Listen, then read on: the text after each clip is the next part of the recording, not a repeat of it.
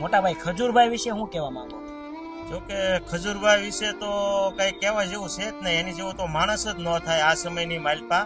અત્યારે કોઈ પોતાના માટે કોઈ પોતાના કાંઈ નથી કરતા, એટલું એ નિસ્વાર્થ કોઈ પણ અપેક્ષા વગર એ ગરીબ માણસોની સેવા કરે છે. જે માણસ મકાન બનાવવું દરેક માણસનું જીવનમાં સપનું હોય, આખી જિંદગી મહેનત કરે ને તો કોક જ માણસ ભાગ્ય એ સપનું પૂરું કરી શકે.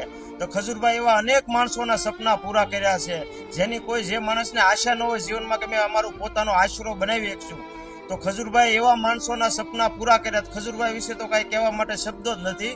ખજૂરભાઈ વ્યક્તિત્વ જ અલગ છે, એના માટે તો શું કહેવું.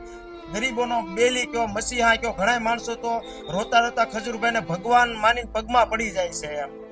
અને ખજૂરભાઈ એવું પણ એક ચેલેન્જ આપી છે કે જો મારા સિંગતેલને સપોર્ટ કરશો અને કદાચ હું 2 પૈસા કમાશ તો જેટલા બને એટલા ગરીબોના મકાન બનાવીશ. તો આ વાત ઉપર તમને વિશ્વાસ ખરો?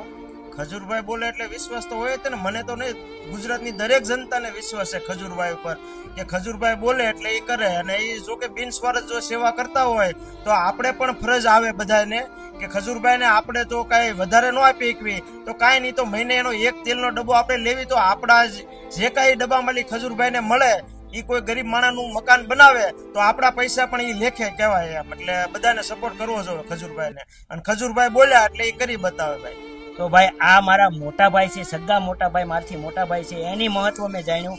તો તમારા મિત્રો શું કહેવાનું છે મને કોમેન્ટ જરૂરથી કહેજો કે ખજૂરભાઈ પર તમને કેટલો ભરોસો કે બોલ્યા એટલે કરશે, ગરીબોના મકાન બનાવશે, અને ખરેખર જો એનો ડબ્બો લેવો જોઈએ તેલનો તો એ પણ કોમેન્ટ કરજો. જય માતાજી, જય મેલડી.